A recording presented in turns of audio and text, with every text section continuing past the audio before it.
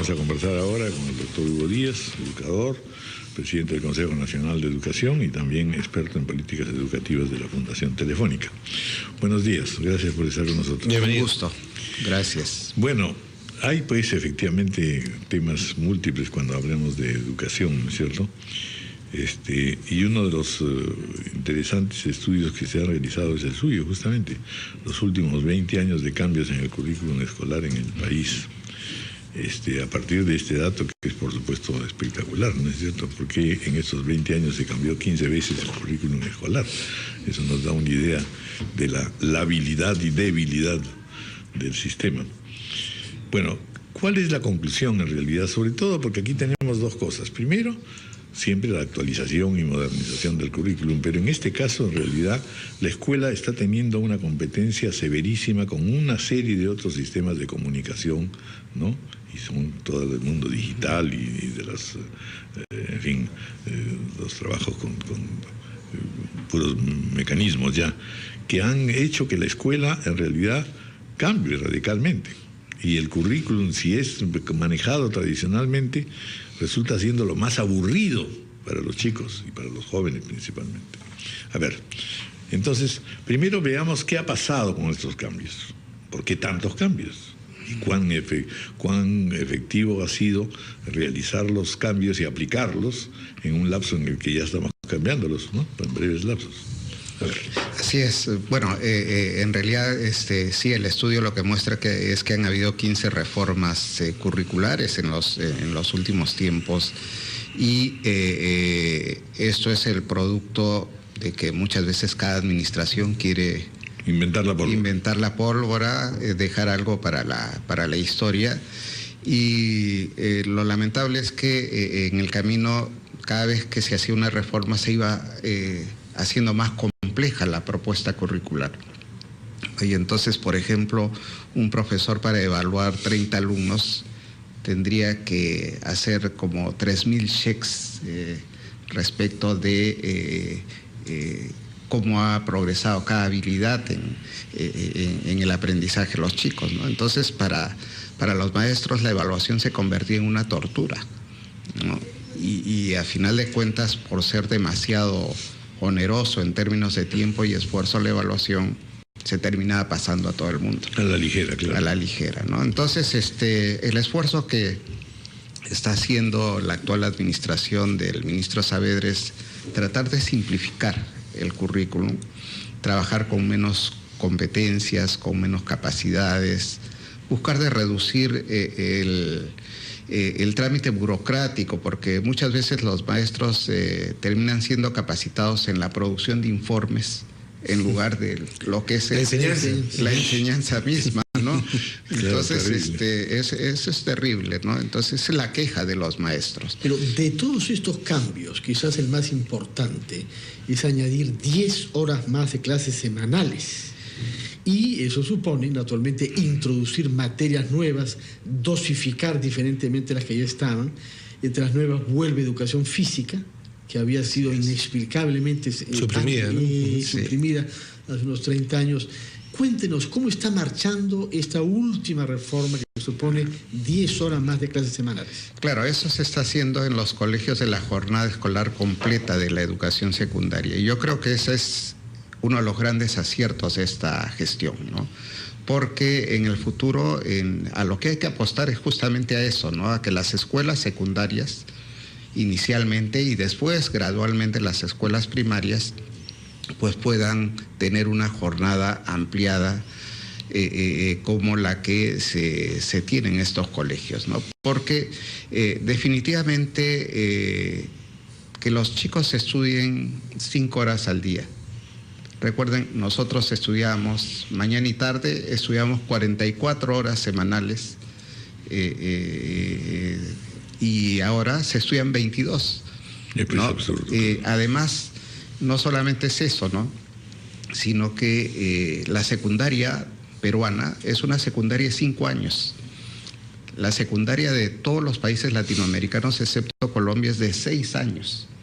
Es decir, el déficit, digamos, de aprendizaje que los chicos peruanos van acumulando es demasiado grande y eso les resta competitividad ¿no? Por eso pensamos que sí, la jornada escolar completa es una fórmula que el próximo gobierno debería seguir apoyándolo.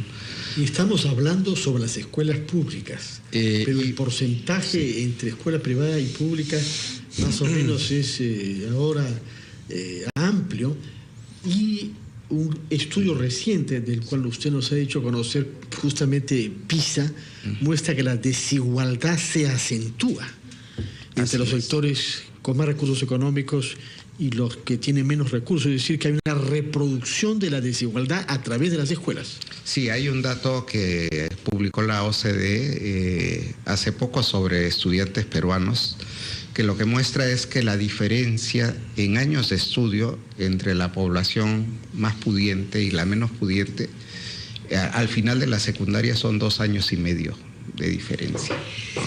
Sí, bueno, entonces frente a todo trágico, eso, ¿no? ¿Qué cosa tenemos que hacer? Pues yo creo que hay que continuar un esfuerzo, en primer lugar, de simplificación de esta propuesta curricular, pero eso tiene que estar asociado a capacitaciones más efectivas, menos teóricas, ¿no? Hay que hacer una reforma de la formación de maestros que permita que el maestro que sale de un instituto, de una facultad de educación, no tenga que ser capacitado para empezar a trabajar. Es una cosa rara en hace algunos años se cerró por un tiempo precisamente los institutos y las facultades de esos institutos, o en todo caso las escuelas de educación, con esa finalidad, ¿no? Mejorar la calidad, hacer una revisión de cómo se formaban a los maestros. ¿Ese proceso ha concluido? ¿Está yendo bien, bueno, más o menos, mal? Hemos tenido ciclos en donde se cerraba la matrícula de los pedagógicos, otros en donde se abría fuertemente. Ahora la situación que tenemos es que más o menos hay 200.000 profesores que se presentan a todo concurso de nombramiento contrato. Quiere decir de que hay 200.000 que están buscando trabajo, ¿no? O sea, no hay carencia en realidad hoy día de profesores. Digamos que hay carencia en algunas áreas, pero en otras sobran, ¿no? Eso por un lado, pero por otro lado... La calidad de esos profesores, ¿no? Claro. Porque la constatación hace algunos años, no hace muchos en realidad, sí, era que cuando se quería precisamente acceder a las plazas, en esos concursos públicos la nota era deficiente y la nota mínima se tenía que ir bajando y bajando para que se puedan cubrir las plazas. Así es, así es. En realidad cuando se han hecho evaluaciones a los maestros respecto de sus habilidades matemáticas y de lectura, los resultados son idénticos a los que tienen los alumnos. Es decir, son deficientes, digámoslo claramente. ¿No? Bueno, estos son pues males consuetudinarios en realidad, por eso es que insisto en preguntarnos por dónde puede empezar la cosa. De hecho, lo que está haciendo el actual ministro parece que es un enfoque más novedoso, más realista, más práctico, ¿no? Bueno, una de las recomendaciones podría ser que se continuase exactamente en esa línea. La otra, en realidad, es un poco el concurso de la academia, ¿no es cierto? Una de las costumbres que había en la educación era poder incorporar, digamos, al magisterio a una serie de especialistas en otras áreas. Es decir, ¿no? Yo que me eduqué en el Guadalupe tuve a un extraordinario biólogo que era profesor de ciencia de la naturaleza, ¿no es cierto? O sea, todo eso supone en realidad poner al servicio de la educación a una serie de capitales intelectuales, tecnológicos y prácticos. Y ahí también, otra cosa que le planteo es la famosa moda que existía de usar la modernidad, era la radio vía la alfabetización, por ejemplo, y hoy día es el mundo digital. Así es. O sea, ahí sí necesitamos maestros urgentemente que sepan manejar esto, que es un verdadero tesoro y que en el fondo resulta un verdadero ahorro también a los efectos de inversión. Claro, hay un dato bien importante que ha salido de una encuesta que aplicamos en el Consejo Nacional de Educación a 10.000 profesores. La encuesta lo que muestra es que la edad promedio de los profesores es demasiado alta, ¿no? Estamos en un promedio de 46 años y es posible que en los próximos 5 años se retiren aproximadamente 60.000 profesores, ¿no? por jubilación. Entonces, si no tenemos una reforma bien exitosa en términos de formación de maestros para reemplazar a estos profesores que se retiran, la verdad que habremos perdido una oportunidad de tener un stock de maestros mucho mejor que el actual, ¿no? Vamos a hacer una pausa y continuamos.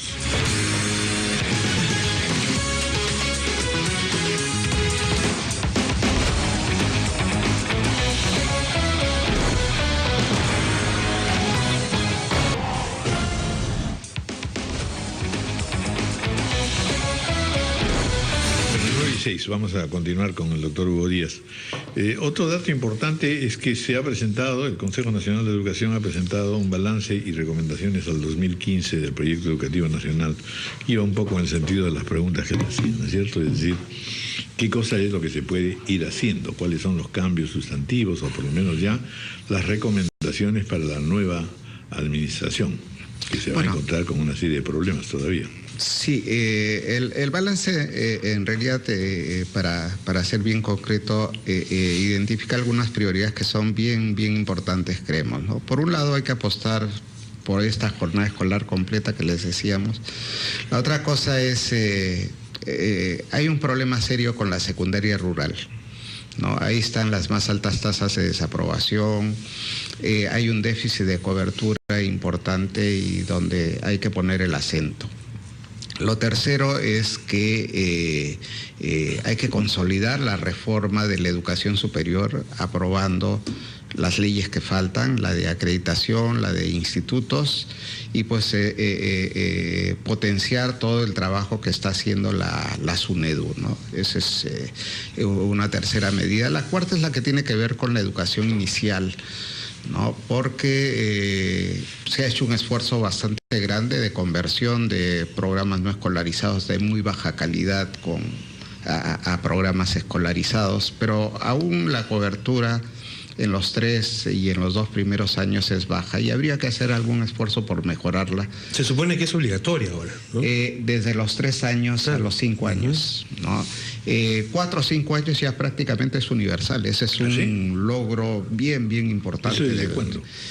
Bueno, desde más o menos hace unos 5 años hubo un progreso. Empezaron con los 5 años y en este momento ya los 4 años está por el 85% de atención. Es impresionante. El otro aspecto como tarea de la escuela es la formación en valores. Ya no solamente conocimientos y competencias, sino amor al país, respeto a la vida humana y a la tolerancia. Hay un estudio reciente del IEP sobre eso. ¿Qué se hace? ¿Qué cursos? ¿Qué actividades extracurriculares están promoviéndose para que la escuela es un bonito debate esa función?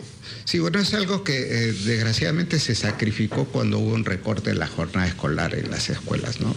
Cuando nosotros estudiábamos mañana y tarde y luego se pasó a estudiar mediodía, lo primero que se sacrificó fue toda la formación actitudinal, la formación en valores, ¿no? Y mal que bien algunos colegios tratan de hacerlo, pero la mejor forma pero no están las currículas. Ese es esfuerzo de los privados. Digamos que es un tema transversal, ¿no?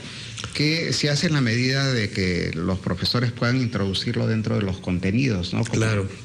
Como un elemento complementario. Ahí los colegios privados sí tienen un espacio la un poco ventaja más como tienen. El horario, además. Claro. ¿No? Pero además se advierte cierta tendencia. Hay algunos colegios especializados digamos, ¿no? Exacto. Estudias en estos colegios y vas a entrar sí o sí a determinadas universidades porque aquí solo te enseñamos ciencias, matemática, física, química. Claro. Y las humanidades y las actitudes y todo eso que quedan de lado. Claro, hay otros aspectos formativos de la persona. Claro, hay algunos colegios que preparan exclusivamente para la universidad y que incluso cambian no solamente la currículum, sino que en las actas, allí donde aparece, por ejemplo, un curso como religión, en la práctica lo que han hecho es suprimir y poner otro curso. Matemáticas 3, 4 y 5. ¿No? Entonces, de aquí salen campeones de matemáticas, dicen. Sí, pues. Pero lo demás, cuidamos lo demás. Y sobre todo eso es muy grave porque es en la secundaria donde justamente hay que fortalecer la formación personal de los chicos, ¿no? Formación en valores. Y si eso no se hace en la secundaria, difícilmente se va a hacer en la universidad. Si tuviéramos que poner una nota a la situación educativa, ¿cuánto sería? Bueno, yo creo que entre 14 y 15, ¿no? Porque habiendo estado en 10 y en 8 y en 7. Exactamente, ¿no? Yo creo que sí, hay muchos avances que hay que tratar de mantenerlos, ¿no? Este refuerzo educativo que se hace para los chicos de primaria. Antes nosotros gastamos 1.000 millones de soles en repetición y abandono. Eso ha bajado considerablemente justamente con programas de refuerzo educativo, ¿no? Lo que es la jornada escolar completa es algo interesante. Hay algunas reformas que indudablemente faltan hacer, todo lo que es la formación docente, quizás perfeccionar lo que es capacitación. Ahora, meterse el otro más fenómeno en TICs. complicado y serio, no sé cuán grave sea, pero en fin, es esta generación de una pseudoeducación privada en los sectores, digamos, intermedios de la sociedad, ¿no es cierto? El sueño en alguien que vive en un distrito, en fin, más o menos de bajos ingresos, es el padre sacarse el lujo de decir, bueno, mi hijo no está en el colegio público porque está desprestigiado y tal, y lo pongo en un privado que es un de privado en realidad, ¿no es cierto? Exacto. O sea, no tiene... ¿Cuánto de eso puede ser, no digo que atacado, pero sí resuelto en una perspectiva de política educativa por parte del Ministerio? Pues por un lado yo creo que hay que trabajar un poco estándares mínimos de funcionamiento, así como se está haciendo para el sistema universitario. Deberían haber estándares mínimos para crear centros educativos para la educación básica, ¿no? Lo segundo es que... Eso va a generar resistencias, pero hay que hacerlo. Pero hay que hacerlo. Lo segundo es que yo creo que hay que alentar proyectos como estos que han surgido ahora último, los de Innove School, los de Future Schools, porque son colegios que se organizan sobre la base de pensiones muy baratas, ¿no?